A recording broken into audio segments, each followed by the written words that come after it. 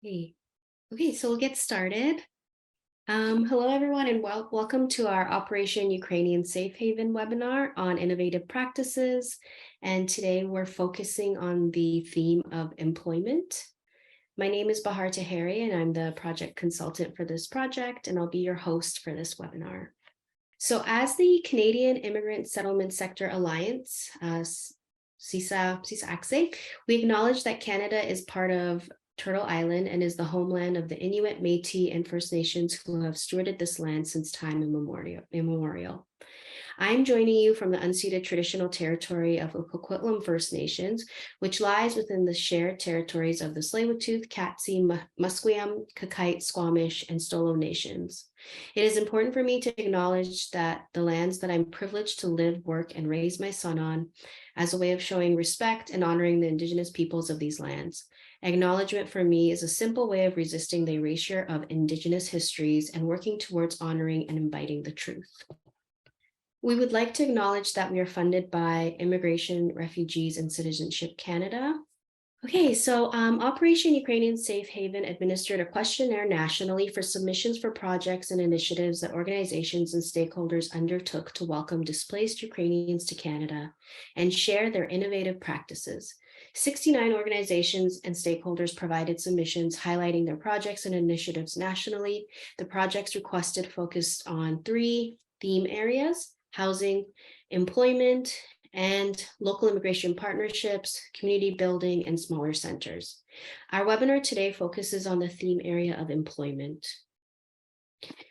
In today's webinar, we will hear from a small, select number of organizations who have participated in welcoming and settling newcomer Ukrainian families nationally. Today's speakers will share about their project, the outcomes, and innovative practices, and then we will have time for a short Q&A session. We would like to highlight that many organizations have submitted outstanding projects and initiatives and have been and are still doing the important work of welcoming and settling newcomer displaced Ukrainian families to communities across Canada. However, not all could be featured in today's webinar given our time constraints. We would like to encourage you to go to our website where all the projects and initiatives submitted have been posted. We will share the link for both the English and French websites in the chat box. Today, we have 4 presentations from organizations across Canada. From Ontario, we have the Jewish Immigrant Aid Services. From Alberta, we have the Calgary Catholic Immigration Society. From Ontario, we have the Arab Community Center of Toronto. And from Manitoba, the Ukrainian Canadian Congress. So for our first presentation, I would like to introduce Laura Gold, Clinical Manager at the Jewish Immigrant Aid Services in Ontario. So over to you, Laura. Thank you so much, Bahar. It's truly an honor to be here and to have been selected to share about the work that JIAS has been doing since the start of the invasion last February. So who are we? So JIAS was founded 100 years ago in response to an influx of Jewish refugees, although they weren't called that at the time. Today, JIAS is the only Jewish agency in Canada solely dedicated to the settlement of immigrants and refugees. Over the last century, we've welcomed and supported Jewish immigrants and refugees from around the world. And it's interesting to note that one of the first actions that we took after our establishment in 1922 was to help bring 5,000 Ukrainian Jews to Canada. And while this has been in a very different context, this last year has been a story of us going back to our origins, supporting Ukrainian newcomers like we did 100 years ago. And today, Ukrainians now make up over 1/3 of our active client population. Okay, so today I want to, the focus is employment, and I will get to that, but I did want to highlight a few of the other innovative practices that JIAS has been focusing on since employment is sort of one of many. So I'm going to speak briefly about our outreach efforts, our intake, the way we've used data, something we've piloted called welcome circles, housing, our enhanced programming, and then finally employment supports. Okay, and so I gave you a little bit of history of JIAS already, and our mission is here to welcome, support, and integrate new immigrants and refugees to build a vibrant Jewish community and a strong, diverse Canada that values all newcomers. And so you've got a picture here from our very, very early days, as well as today, of some of the clients that we've served. So what do we do? So we are a full service settlement agency, and despite our roots in the Jewish community, we do now help immigrants and refugees of all faiths and backgrounds from all over the world. We have 2 linked schools. We are also a sponsorship agreement holder. We have been since 2014, and since that time, we've sponsored over 800 refugees from around the world. Volunteerism has always been important to us, but this crisis really sparked a major growth in our volunteer recruitment. We went from onboarding maybe a couple of volunteers a week to somewhere in the ballpark of 25 or 30 volunteers a week.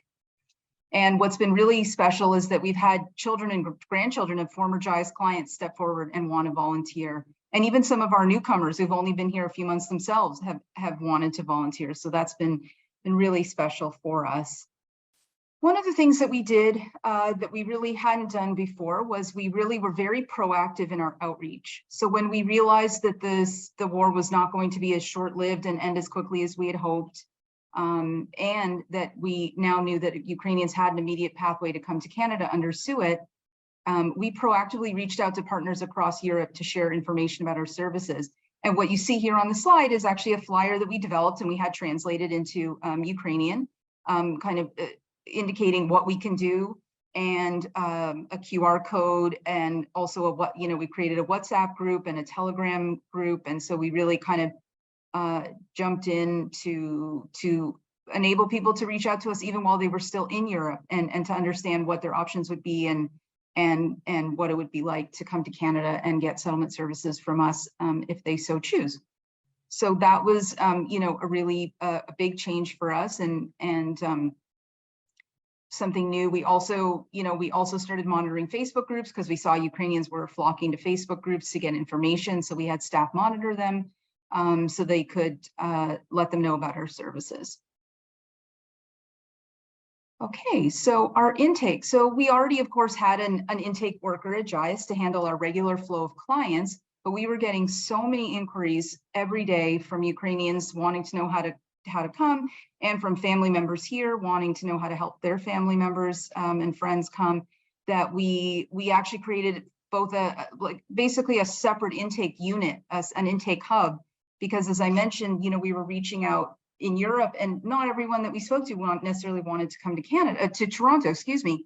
The GTA is our catchment area, and so we developed a network of partners across Canada, so that we could make warm referrals to clients, in the location where they were hoping to settle. We also developed a special inquiry form so we could gather additional information about people's needs. Did they have someone they could stay with when they first got here? How many family members were coming with them? Did they speak any English? Just things to help us prepare and better serve their needs. We also hired a second intake worker to keep up with the demand, a Ukrainian who spoke Russian and Ukrainian and was able to provide language support, immigration expertise, and cultural competence in speaking with these prospective clients. Okay, so the other thing that we did is we also made use of data in a way that we hadn't before. I mentioned the special inquiry form that we developed. So that enabled us then through our client record management system to set up dashboards and modules, like the one you see here, so we could track our data in a meaningful way. So for example, what you see here is an aggregate of how many inquiries we got each month. It's aggregated just for display purposes, but the truth is that at the start of the war, we were getting so many calls each day that we were actually tracking this daily and then using it to help us anticipate, for example, how many clients that might result in. If we got 50 calls, on Monday, in the next month, how many clients is that going to result in, and help us plan accordingly and look at our staffing needs and so on. So it really was instrumental in helping us plan accordingly. Welcome circles. So we created something called welcome circles. I don't know that we can necessarily take credit for the idea. We essentially modeled this after the success of the private sponsorship of refugees program, where you have constituent groups working to help a newcomer or individual, individual or family their settlement journey. And so because we realized that Ukrainians weren't going to be coming here as refugees, they weren't going to have that support that privately sponsored refugees do. So we tapped into all this interest in volunteering, and we formed welcome circles of 5 or 8 volunteers. And you know, unlike with the PSR program, they didn't have to come up with funds to support the newcomer, but the idea was to provide that other support, you know, maybe help getting to a doctor's appointment if someone isn't familiar with, you know, the city yet, or public transportation, or, you know, all those different practical things that people need help with, and social integration as well. And so, so far we've made over 50 matches. And what we've realized is it actually is kind of a relatively short-term 3 to 6 month commitment. A lot of the clients that we've helped have really not needed ongoing support. This has kind of helps them get on their feet, and then they're ready to move on, and then we can reassign that welcome circle to the next family in need. So that's been really great for us and our clients. Okay, so housing. So as many of you are probably already familiar, last year Airbnb.org committed to housing 100,000 Ukrainians fleeing the war. We were one of the first, maybe the first, to be awarded a grant from Airbnb. And so this was an amazing opportunity for us to help house clients who were arriving here with, you know, hadn't had time to plan, who didn't have family they could stay with. And so what we did was we would arrange for up to 30-day stays with, you know, existing Airbnb hosts, or even community hosts that were offering free or low-cost stays. And then that allowed us to use the Airbnb's, you know, infrastructure without having to dip into our grant. So the combination of that really allowed us to serve a lot of newcomers, and we've actually booked over 470 newcomers since last March. And we're very pleased to share that we were given additional funding this year, and actually it's a little bit more flexible, so we can actually serve other clients in need, not just Ukrainians. And then in addition to that, of course, that's short term. And so in addition to that, we also recognize that there's, as you all do as well, I'm sure, that there's a long-term housing, you know, dire need. And so we're also been working with community partners to try to develop networks with landlords, and try to create some additional opportunities where, you know, and a little bit more flexibility in terms of, you know, lease requirements, like maybe someone doesn't have a job yet, and you know, or maybe they're willing to kick in, you know, the first month free, or different things that, you know, some property management companies have stepped up and offered, which has been very generous. And so we're trying to network and tap into those as well for the long-term housing piece. Okay, so then the next thing here is some pictures from some of the programming that we have done over the past year. We really enhanced the programming that we had previously offered. We were getting so many new clients every week that the settlement workers couldn't possibly keep up or do information and orientation with each client one-on-one. So we created a group information orientation in Russian, you know, for clients every week that they could all attend if they had just registered with us, and get all that crucial information about, you know, their SIN and their OHIP card and all those kind of important details. We also did a number of different groups. I think what you see in the top left hand is a sailing trip that we took some clients on. So we did a mix of kind of social community engagement type things, and also you know, practical information and orientation type sessions. And both in person, as you can see, and online. We covered a lot of different topics, like how to find housing. You know, we did some mental health sessions to help people, you know, understand kind of some of the ups and downs of your first year in Canada and what that journey can be like. So it really inspired us and motivated us to create a lot more new and innovative programming than we had before. Okay, and then finally to employment. Our topic of the day. So one thing that we did that we're very proud of is we partnered with 2 other community organizations, Jewish Vocational Services of Toronto, as well as United Jewish Appeal Genesis, which is sort of the volunteer arm of the UJA. And so we partnered with them to do a job fair for newcomers in January, and this was primarily targeted toward Ukrainians. We had 17 employers who were there on site from a range of industries, and we were able to support over 400 newcomers at that event. who could connect with those, employer representatives to learn about job openings and expand their professional networks. We also had resume printing services on site. That we did a housing workshop, on site as well while people were there. We figured we could capture that opportunity. We also had a workshop on, childcare options in Toronto. And we also had professional work attire that had been donated available for clients so that they could dress appropriately for interviews and once they had the job. And so that was really successful. You can maybe tell from the picture just how crowded the event was. So we're doing another one in April, and we're actually going to move it to a bigger space so that we can accommodate all the interest. So that was really exciting for us.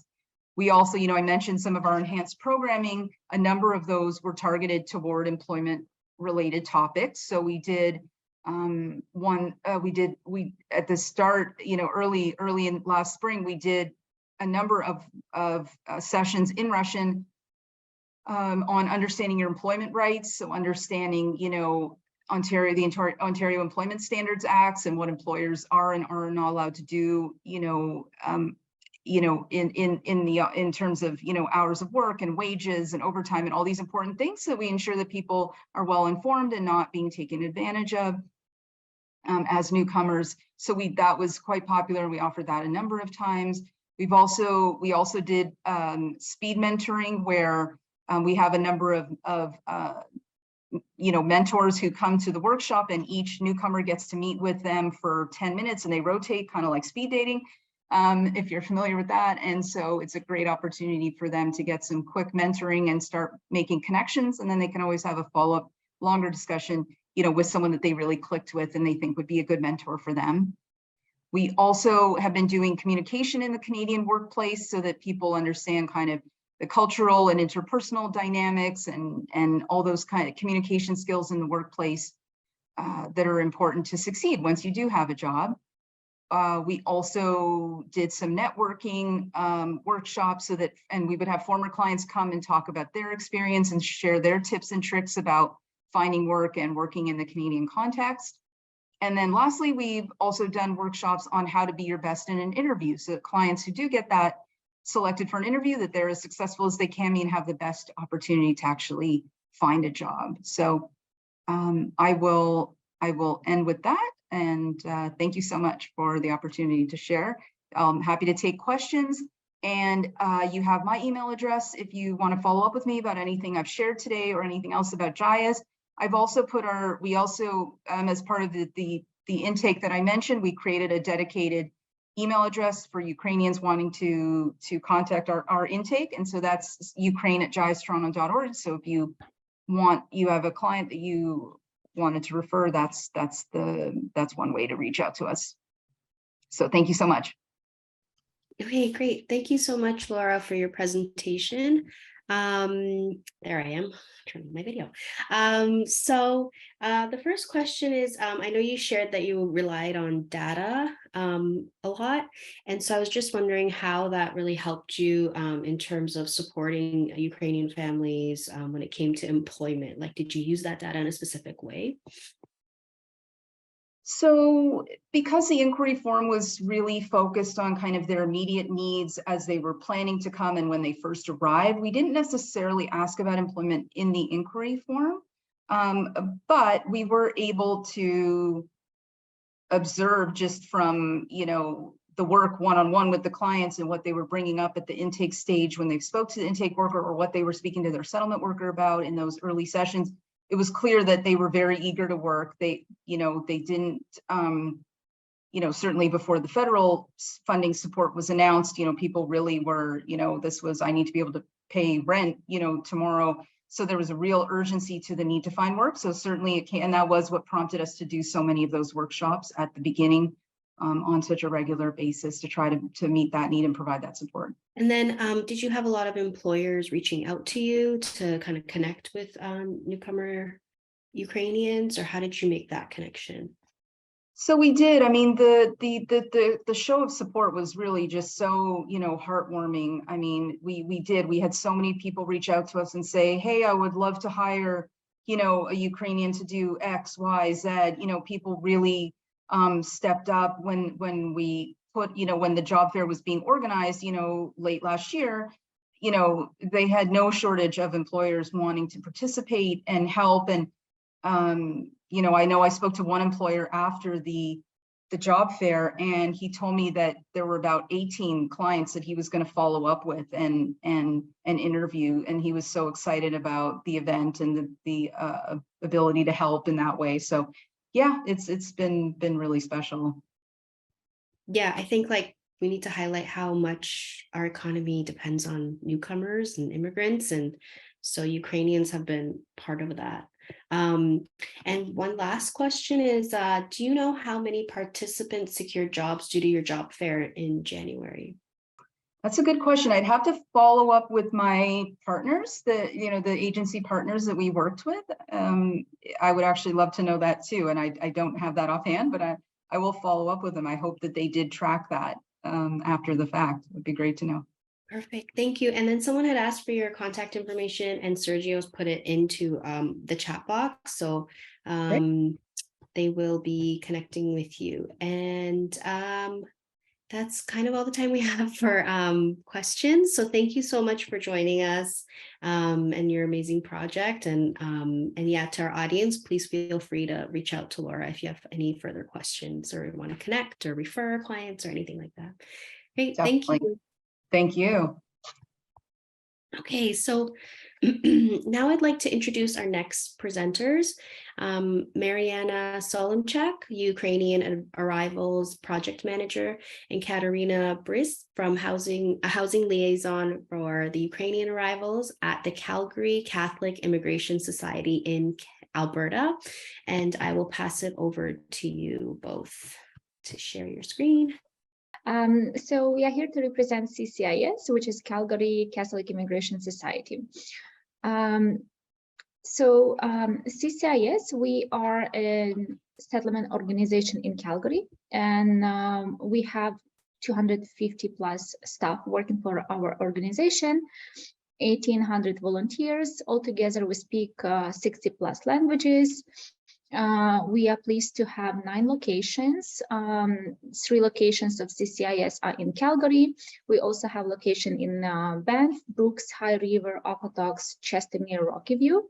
And we are offering to newcomers and immigrants in Calgary over 70 plus different programs. CCIS services are being focused on business employment and training, community development, integration services, family and children, resettlement and integration services. Since today we will be talking mainly for the employment, so in CCIS it will be falling under business employment and training services, or in short it will be BETS. The purpose or the mission of BETS division is to provide newcomers with the skills, information, and support to secure and retain rewarding employment in Calgary as newcomers, also to develop and deliver innovative programs, services that will address labor market currently in place, and to raise the awareness of the contributions that newcomers bring to the Canadian workplace. Our clients are having different backgrounds and a different set of skills when coming to Calgary. The majority of our clients are having a college, high school, or university degree. That is 41% of our clients. Also, the backgrounds are falling mainly into engineering sector, medical sector, HR, education, accountant. We have also about 5% in trades and other professional backgrounds, such as professional engineers and IT field. The approach that CCIS is having is integrated and comprehensive network programs and services to address the local employers and our diverse clients' needs. CCIS has been on market for 40 plus years, offering free services and free training programs to newcomers to Calgary. When we are talking about the Ukrainian arrivals, officially 1 year ago on March 2022, CCIS established a Ukrainian arrival services In July 2022, CCIS Ukrainian Airport Reception started with the free access to the government hotels, which is a maximum of 14 days in Calgary stay. Currently, CCIS has 2 offices in the airport, which is at door 17 and door 15. Our airport reception team is operating 7 days a week from 9 o'clock in the morning until 1 a.m. We currently have 3 different shifts running, and we are covering the most times that a Ukrainian arriving to Calgary Airport. Employment services, when it comes to the employment, our team of counselors will be able to provide career planning, employment counseling, resume preparation, job support, interview coaching, as well as referrals to the employment. Depending on the client's individual assessment, clients will be registered for the internal as well as external training programs and different workshops to navigate the job market in Canada. Some of the workshops that I would like to mention is Career Bridge Workshop, which is having focus on Canadian job search, as well as employment preparation strategies. This workshop is a 3 weeks workshop running from 9 o'clock in the morning until 1 a.m.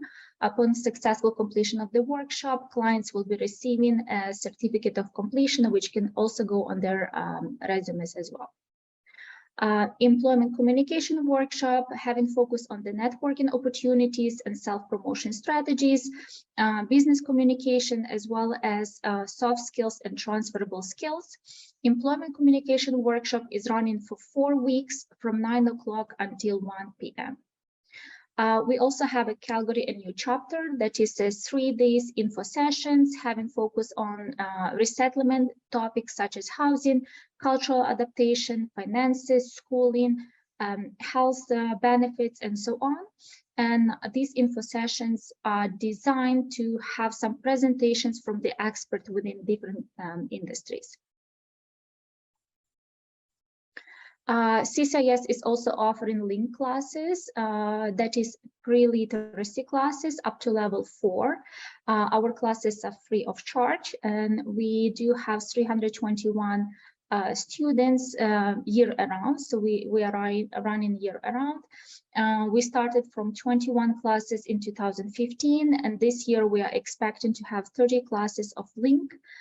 Training is being offered during the weekdays from 9 a.m. until 9 p.m. And we are also having some classes on Saturdays just to accommodate the availability of our clients. Some other connections that we are making and training programs that we are offering is Networking for Success. That is the monthly breakfast sessions designed to connect the local community with newcomer job seekers. Mentorship for Integration. It's a matching training program that connects newcomer professionals with the volunteer mentors from their field of expertise. As well as we have the Center for Small Businesses or people who are planning to open a business in Canada.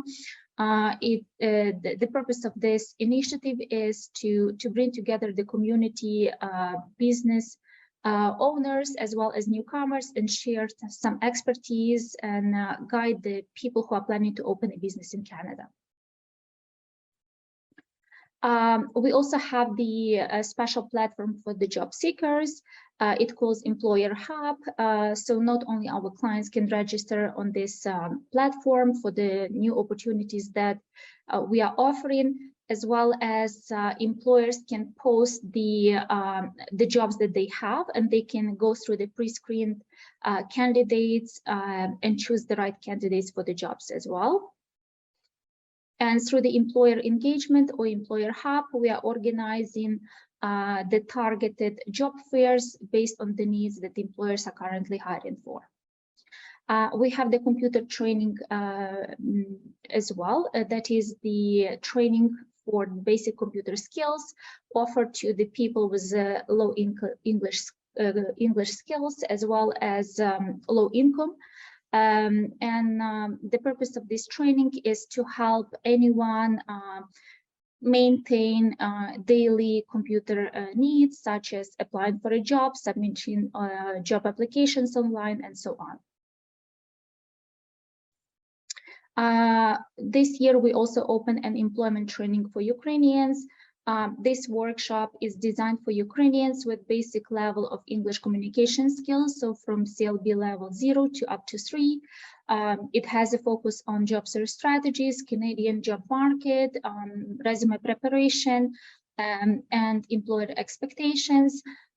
This program runs for 45 hours and it is offered in English and Ukrainian. So overall in CSCIS, we are offering the client registration, needs assessment, resume cover letter preparation, networking opportunities, job fair opportunities, resources, referrals to internal and external programs, as well as ongoing follow-up. How you can reach out to us, we are located in Calgary. Our main office is in downtown core. We also have 2 different locations, but you can give us a call or you can email us, and we will be happy to serve you.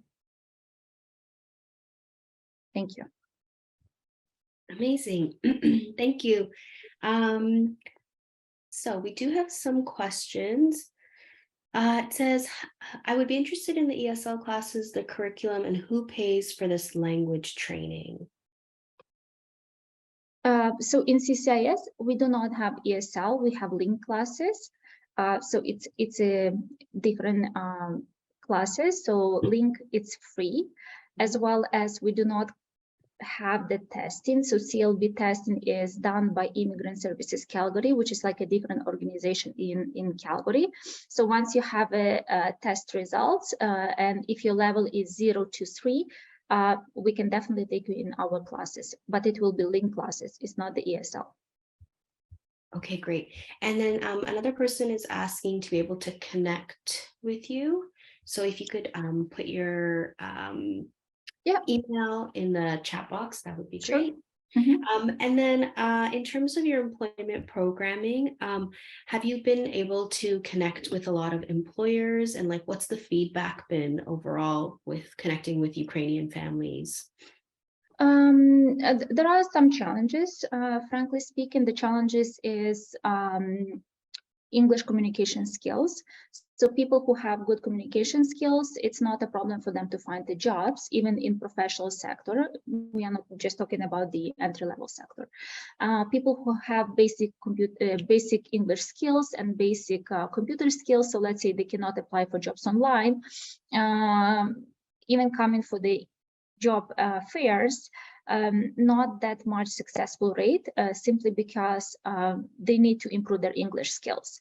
And we all understand that right now there is a backlog of the English classes as well. So even if you take your test, you know your results, there might be still at least 1 month to up to 2 months that you have to wait for the next English classes. And it's kind of like, you know, a circle that you cannot find a job because you don't have English skills. You cannot get English skills because you're waiting for your classes. So just be patient. And we do recommend that people start taking English tests as soon as possible and get into English classes as soon as possible. So that will boost their employability, competitiveness in Canada. And then what sectors are you finding that folks are applying to? Is it like trades? Is it tech? Is it, you know, what are you finding? Honestly speaking, mainly it's entry-level positions, so customer service roles, sales associate, or like, you know, hospitality sectors. But we also have a good success rate of people finding employment in professional sectors, such as like financial analyst. But again, it has to be level 6 of English and plus, and especially if people have European experience, so they've been living in Europe and they have some international experience, so they can easily find the jobs here as well. Yeah. Amazing. Thank you. And I don't see any other questions, so thank you so much. And Katerina and Mariana will put their contact information, so if you have any follow-up questions or would like to make referrals, you can definitely do that.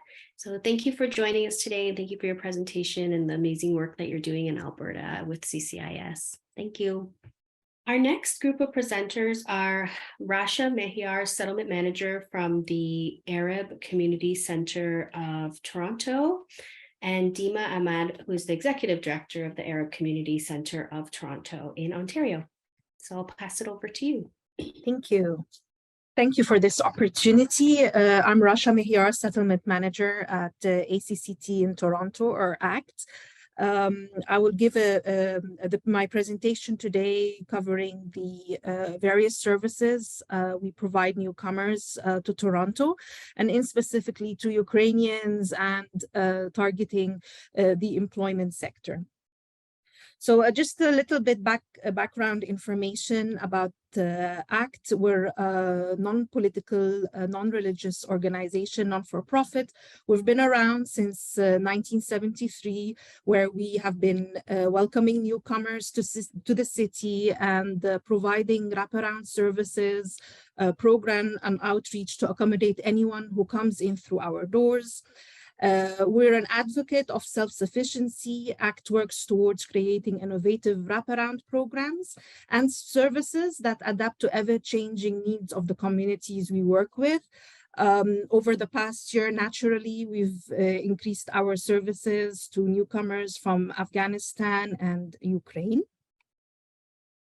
Through the various services, we provide information and orientation sessions, referral to external organizations and agencies. We support newcomers to Canada from the moment they land, so when they come through the airport or through the borders, until they become self-sufficient, productive, and engaged citizens. Our work includes settlement and integration through one-on-one services and workshops. We provide employment workshops and also one-on-one services to clients. We have quite a large youth program, and through our different services, we target also women, youth, seniors, both men and women, and also address mental health and well-being. All our services, especially with the community, cannot happen without various community partnerships and collaborations. At ACT, we cover 75 countries, newcomers from different countries, and accordingly, we have about 17 different languages and dialects that we cover, mostly from the Middle East and Asia, and also Latin America.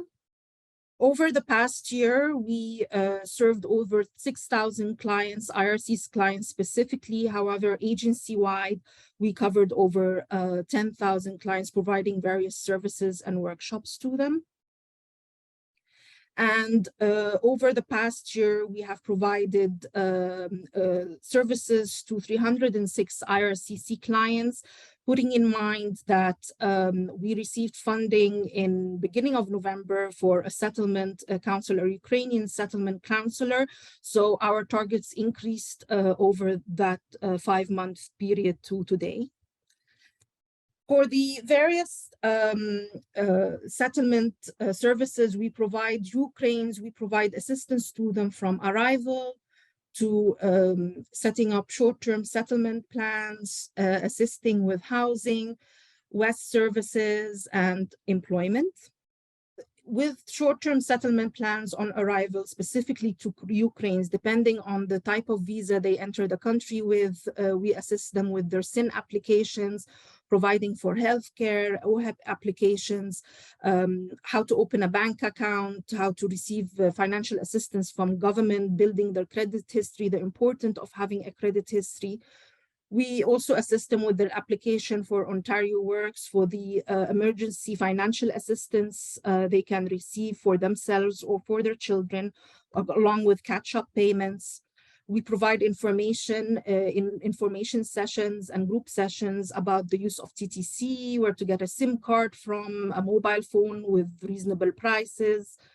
And also we respond to the questions about schooling and enrolling children in schools and registration, especially that most of the children that come are not English speakers, and it's a concern with families on how the schools are going to be addressing and communicating with non-speaking English children. And also we refer clients for English language assessment at YMCA to be able to further look for employment and help them with their driver's license, explaining the different processes we have in Toronto and different testing regulations in Ukrainian, and we also share Ukrainian contacts for driving schools. Amongst the various services that we provide are also assistance with housing services in Toronto, and especially with the clients who have arrived and already found housing, assisting them with their one-time housing assistance applications. And many of the clients we are finding are having difficulty finding housing to start with, especially that there's a huge increase in rentals and lease in Toronto. So if a condo, a one-bedroom condo or a basement, the average rate is $2,000. It's very difficult for newcomers to afford that, and therefore we assist them with finding landlords, connecting them with different landlords, and a different housing that's available in different parts of the city. We also assist clients with their world education services and getting credentials for their academic evaluation. A lot of this is happening now. However, they're finding that it's very expensive to apply for WES services. And also a lot of our clients have left all their paperwork behind, and so they do not have their certificates to be able to accredit them and to be able to actually evaluate them to further look for employment. When it comes to employment, what we do is provide one-on-one sessions with clients, assisting them with resume writing, job search links, setting up a profile on Indeed or LinkedIn. And also we provide a lot of assistance with the various workshops we have. So it's either resume writing workshops or direct targeted workshops for the Ukraine, such as how to dress to impress for an interview, how to respond to various questions regarding Canadian experience, and what have you. Having said that, we find that a lot of the clients who have been coming to us have huge language barriers. When it comes to English, naturally, none of them have the Canadian experience, and accordingly, they're unable to get hired to the different sectors where they work back home. A lot of our clients come from IT, medical and engineering backgrounds and have worked in that field back in Ukraine, and they are unable to get hired in those sectors here in Toronto. We're seeing that a lot of our clients are preferring to work for cash as it's easier and faster.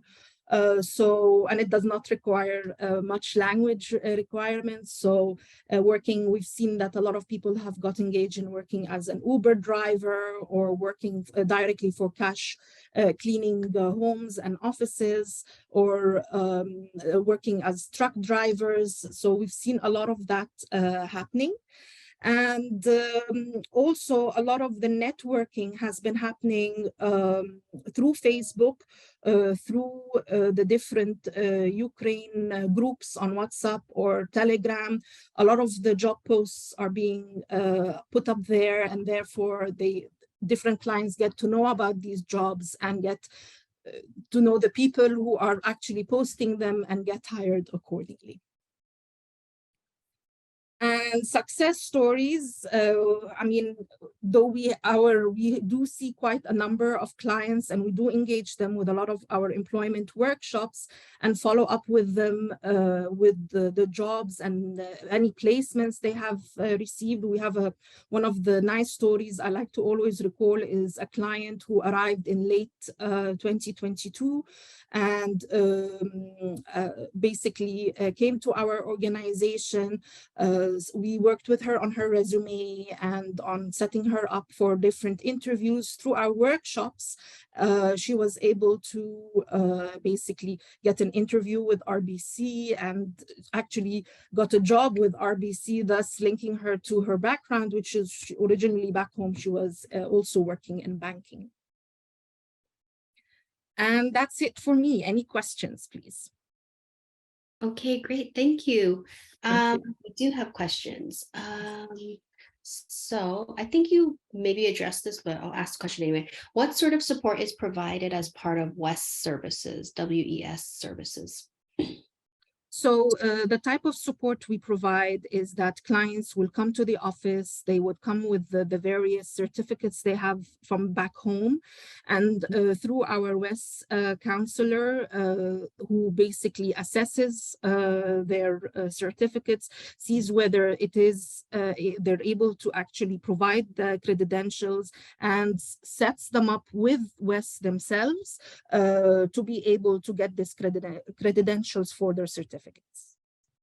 Okay, great. And then another person's asking, I think one-time housing assistance of $500 needs. It's for Toronto and Ontario. Once they have actually found housing, and their family income is less than 90,000, they can apply for a one-time housing assistance of $500. Okay, so it's after they found housing, and then Yes. Yeah, the person is asking how do you help Ukrainian participants to apply for this benefit? Do you help them actually fill out the application? So we help them with the application. We assist them with the online application through our Ukraine settlement counselor. Okay, perfect. Amazing. And then also, what have you found are like the main sectors that folks are applying to that are coming to your programs?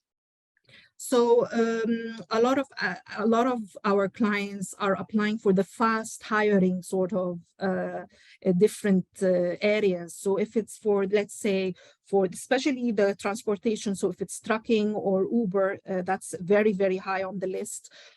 Bakeries, different bakeries. Our offices, we work out of two offices in Toronto. One of them is in Etobicoke, and Etobicoke sees a very, very high percentage of Ukraine. So there's a lot of Ukrainian businesses in the area. So we connect with them. Clients are able to find jobs through that. A lot of it is also trying to work in bakeries, as truck loaders. You know, it's the easy hire, easy cash sort of areas that we are finding. A lot of our clients, as I said, come from IT, engineering, and medical backgrounds. However, it's taking a lot longer for them to be able to find jobs. Mm-hmm. And then just personally, like from you and your team and your organization, what's been like the biggest impact you've seen that your programs have had on Ukrainian families? And like, what are the big takeaways for possible future groups that might come in similar ways, like either as refugees or as like a humanitarian mass migration? I don't know, would Dima would you like to answer this? Yes, hi. In terms of the impact, I think one of the things that we have realized is that it's true, employment is always the most important part for any families, but without this holistic support, and especially when it comes to, their mental health and well-being, the housing issue, which is a huge issue in Toronto, and the language barriers, it's really hard to be able to. We cannot claim that we're going to get an engineer into an engineering or even a professional in any sector so quickly into their field. So this is a reality that we face. But we try to encourage and work with the newcomers of all backgrounds, and also with the Ukrainian, is to definitely enroll in language classes, enroll in conversation circles, work on improving their English, because that's one pathway for them to land a job in their field, and relying on the Ukrainian community. Like Rasha said, in Etobicoke, there's a large Ukrainian community, so we connect with churches, with businesses, with our moving company that we utilized happened to be a Ukrainian owned company, and we were able to get some of our clients to be interviewed with them, and to get a chance, especially that language might not be as much needed in that. But in terms of impact also for ACT, like Rasha said, we've only started serving Ukrainians since only October of this year. So it's a bit early, but the numbers are definitely there. They're huge, and we do refer them to other agencies as well to get more specialized supports if we're not able to respond to their needs in-house. Yeah, and I think like what you said about the Ukrainian diaspora community has stepped up, and I think we've seen that nationally, like definitely in BC and across the country. So it's been a real like community effort, along with settlement serving organizations. So we have one final question, and it's back to the $500 housing assistance. Could you please clarify who offers this? So it's basically through the city, and it's the application is done directly through the CRA website. Okay, and then someone just posted, I think, an application. The website, yes, thank you. That's it. Yeah, yeah. Okay, so thank you both for Thank you. joining us today and for your presentation and all the amazing work you're doing to support Ukrainian families, but also other families as well, Afghan families and other newcomers in the Ontario area. So thank you. Thank you. Thank you very much. And then we will move on to our final presentation of the day with Kathy Ledingo, job developer from the Ukrainian Canadian Congress in Manitoba.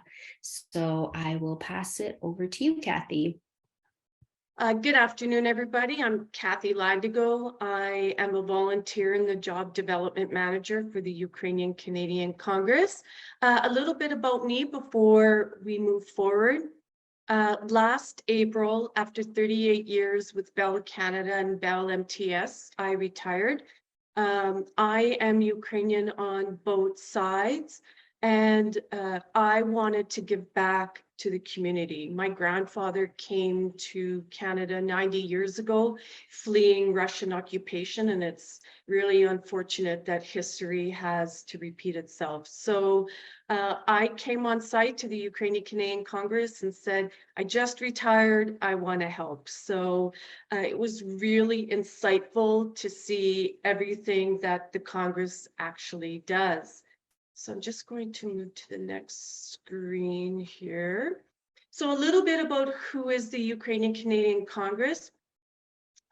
There are provincial branches all over Canada, and they report right up to the federal government. So what are they? They are the voice of Canada in the Ukrainian community. The Congress brings together one umbrella, all nations, provincial and local Ukrainian organizations.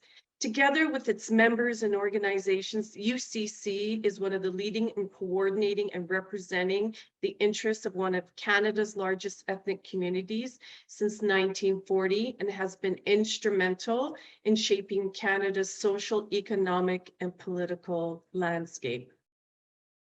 The mission statement, the Ukrainian Canadian Congress, UCC, again, we represent Ukrainian Canadian community before the federal government. So our president of the Manitoba Provincial Council has meetings every week with the provincial and the federal government regarding Ukrainian refugees. It promotes linkages with Ukraine and identifies and addresses the needs of the Ukrainian community in Canada to ensure its continued existence and development. Of course, nobody would have thought that our whole way of conducting business would have changed substantially with the recent invasion of Ukraine. Now, if time permits, we do have a CBC 6-minute video. They were in town about a month ago, and it was broadcasted on the national. Okay, so what are some of the employment activities? Everyone across Canada is doing exactly the same thing in terms of onboarding and welcoming Ukrainians. But in particular, what is UCC Manitoba doing? As of March 20th, we have welcomed approximately 17,000 Ukrainians who have arrived in Manitoba. This represents the largest percentage of population in Canada. Before Ukrainians started coming to Canada, before 1 in 7 in Manitoba was Ukrainian, and now that is substantially higher.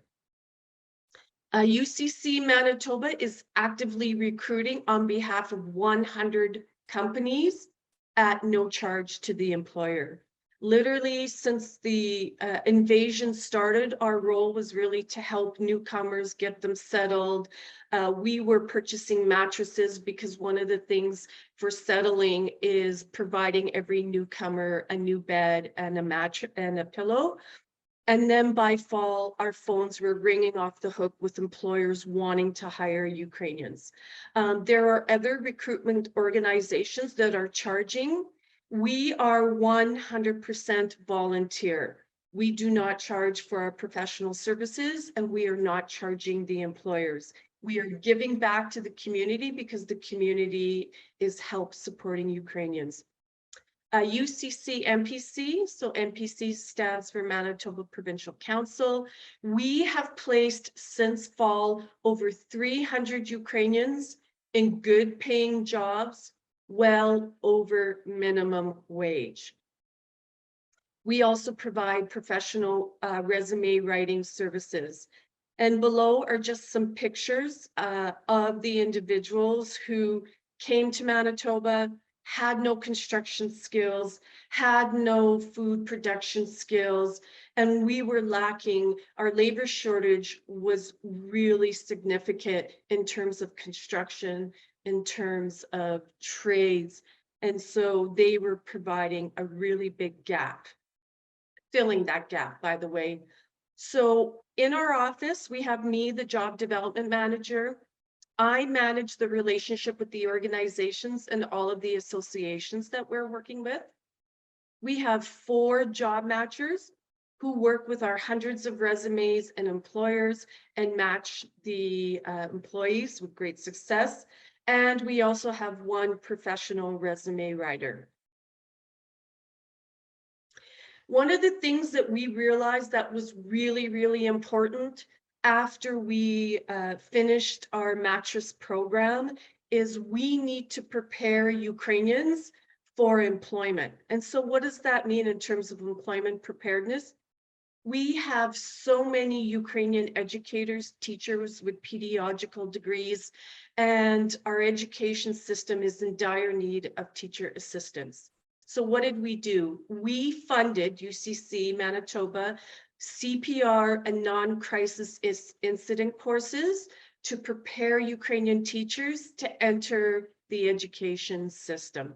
This was 100% funded by UCC. In addition to that, we have funded approximately 400 Ukrainian newcomers in food handler certificates. This training session is a 1-day session, and it is facilitated in English and in Ukrainian. And it prepares Ukrainians to enter hospitality, medical facilities, or create a home-based business. And the picture below is of our teachers, our educators, in the non-crisis and teaching them CPR. One of the other things that we are doing, and then I know it's a Canadian issue, but Manitoba has a dire need and a huge shortage of doctors and nurses. Shared Health, which is the governing body in Manitoba, reached out to UCC if we had any foreign doctors and nurses so that they could fill that shortage. And through that partnership, We were able, Shared Manitoba was able to hire many doctors and nurses. And below you will see Maria, who is a Ukrainian nurse. And we were able to get her into the foreign training program. Although she won't be practicing as a nurse right away, she will be as a healthcare aide, but she will be able to see her dream of eventually practicing as a nurse, as a certified nurse in Canada. What are other activities that UCC is doing? We partnered with Winnipeg Regional Health Authority, who literally has hundreds of jobs and vacancies in our hospitals, filling positions such as laundry services, housekeeping, and dietary. And again, in partnership with the Winnipeg Regional Health Authority, they are providing training and onboarding Ukrainians to provide home care aid service to our aging population. We have also partnered with the trucking industry. We've had many Ukrainians enter Manitoba, and knowing that Manitoba is the hub of a lot of the trucking industry, they have agreed to pay, the trucking industry has agreed to pay 100% of the training in exchange for a 3-year contract. And we've had huge success in onboarding many Ukrainian truckers into this sector. As part of our recruitment for many independent businesses, this is just a letter that was sent to us expressing their gratification with the success of our referrals program. What's really interesting to understand is many of these businesses were on the verge of bankruptcy or not being able to fulfill their obligations because of lack of trades and construction people. And we basically saved many of these businesses. So what is our current state? And I think the current state is the same for everybody across Canada. Some credentials are just not recognized, and it's a real disappointment for many who want to continue to work in their field of study. There is a huge lack of survivor jobs for non-English speaking women. We all know that back in the day when our parents and grandparents and our moms, they worked in sewing factories, they worked as housekeepers. Well, many of those sewing factories are outsourced to overseas, and there's a huge shortage of supporting our women. We know there's a serious lack of daycare. The job market right now, because nobody expected 130,000 Ukrainians to flood into Canada in concurrent with the current trajectory of immigration. So the job market now is getting to be extremely tough. And some people, it's taking over 3 months to find employment. One of the requirements of working in either healthcare or education facilities is the ability to remove your work restrictions.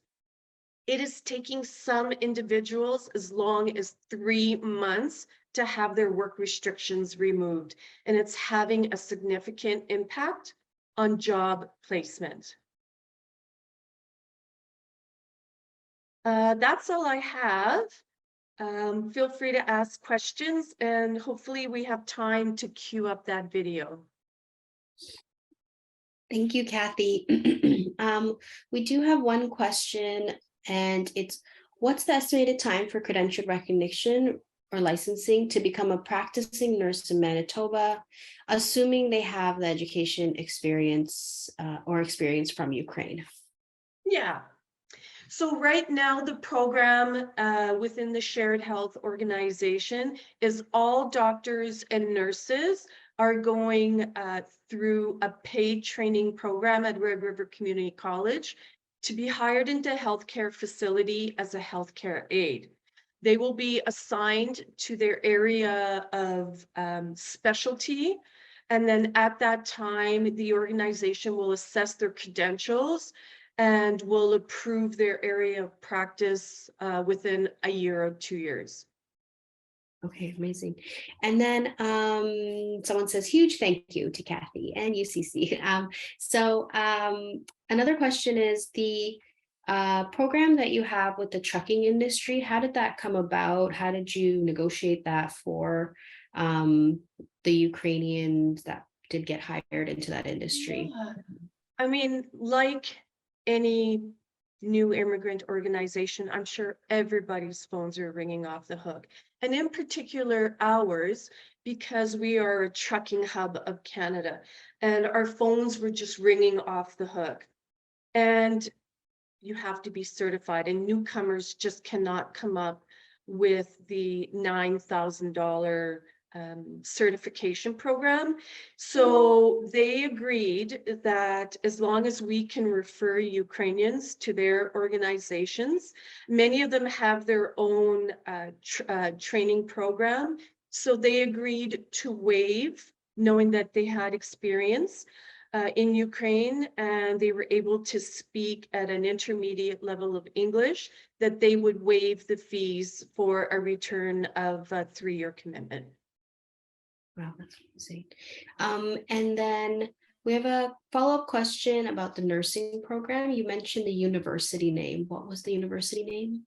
Red River Community College. Okay, great. And then and for you and UCC overall, like what has been the impact for you? I know all of a sudden there's way more interest and people are calling you, and I'm sure you're super busy, and if you give us an idea of like how many volunteers are even with UCC Manitoba, because I know in BC UCC does so much work and it's all volunteer run. Yes, it is all volunteer. I'm going to say we have well over 100 volunteers. We have many different facets. So I work in the UCC hub. I support our president, and then that's where we kind of have our job bank and employment agencies. And it's important to note we're just one facet of many that are placing Ukrainians. You know, we have the Immigrant Center, we have OFE, so we're just one part. We also have the donation center, and the donation center is where all Ukrainians can come and they can get all donations for their homes. We have, through our relationship with the truckers, they have lots of items that are written off, and they've donated hundreds of pounds of non-perishable foods like flour, olive oil, hygiene products, just to name a few, canned items. And then we have our airport, and at our airport is manned 24 hours a day. And then at the hub, so actually UCC Manitoba won an award because at the Best Western, we have all social services in one spot. So right now in Manitoba, we have 23 hotels that are providing 30 days accommodation, board and room. And in one of the hotels is you walk in and you go to one desk and you can get your driver's license. You go to the other desk, you get your social insurance number. You go to the other desk, you get your health card. And then they have Immigrant Center there. And then they also have New Journeys, which helps provide housing. So it's been incredibly valued because it's really one-stop shop versus going to all these agencies. So overall, there's well over 100 people. We have volunteers that drive people through our corporate sponsors. So we have, for example, Eastern Chrysler that has donated vans, and our mentors are able to pick up people once a day, take them to the donation center, take them to the different hotels, like for example, the hub. And then we have mentors, just like what everybody else has, to help people, help them open a bank account, take them to doctor appointments, and any other social service that they may need. Amazing. So it's been like a real collaborative effort throughout the community with other organizations, the employers, everybody coming together to support, which is amazing. Somebody actually put the link to the Red River Community College, rrc.ca, in the chat box. So if anyone else was interested in that information. It is important to note that the course that is being facilitated by Red River Community College is specific to shared health. So it's a course that is created for shared health only and onboarding their people. So for example, they're currently recruiting for home care aides. That is a course specifically developed for the shared health organization. Okay, perfect. Great. And if, well, Kathy's contact information is on the screen right now. So I guess if anyone has any further questions about that specific program or any other services that UCC is offering, feel free to connect with Kathy. And thank you so much. And lastly, I'm just going to put the link to the CBC interview in the chat box. We have one more question that came in the chat box. So after our presentation, please click on that link. Maybe if everyone clicks on it now so you can save it in your browser. And it starts at the 28:45 mark. And we have one more comment question regarding the tracking training. In Saskatchewan, the provincial government has been providing training, job grants to employers. So these help both parties to meet regulatory requirements for working in that industry. Perfect. So a little more background information on that program. So thank you, Kathy, and Thank happy you. New Year and first day of spring. Happy Nowruz. Thank you. Thank you. Great. So that brings us to the end of our webinar. So we just put up the slide for our evaluation link. If everyone could please provide us your feedback and fill out the online evaluation. It takes less than 5 minutes. You can use the QR code on screen, or you can click on the link in our chat box. Lastly, if you could follow us on social media to keep up with all of our training programs and the information that's posted, it's at CISA ACSE, at CISA_ACSE, and it's on the screen. So thank you to all of our presenters today from across Canada and the amazing work that everyone's doing, both our presenters and those in the audience who are here to learn more, basically to support their Ukrainian clients better. So thank you, everyone.